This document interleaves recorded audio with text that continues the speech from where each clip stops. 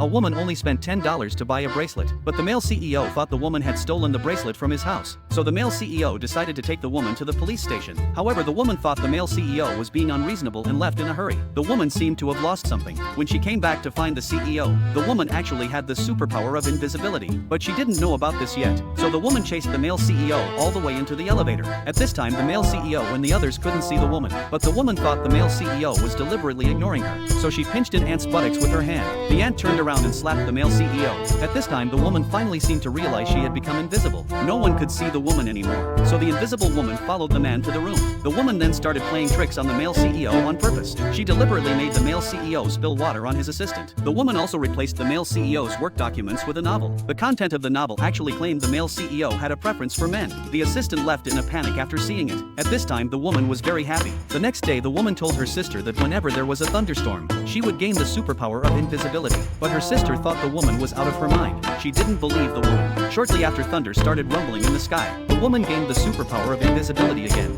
She went to the male CEO's office. The woman then got ready to play tricks on the male CEO again. But suddenly the weather cleared up. The woman lost her superpower of invisibility. She unexpectedly appeared right in front of the male CEO. The male CEO questioned why she was there. The woman had to make up various excuses to deceive the male CEO. But the male CEO didn't believe her lies. He prepared to take the woman to the police station. The woman actually said she loved the male CEO secretly for years. The male CEO couldn't argue with her anymore. So the male CEO asked the woman to be his dance partner. The woman had no choice but to agree to the male CEO. When the woman changed into a formal dress and appeared in front of the male CEO seemed to be captivated by the woman's appearance.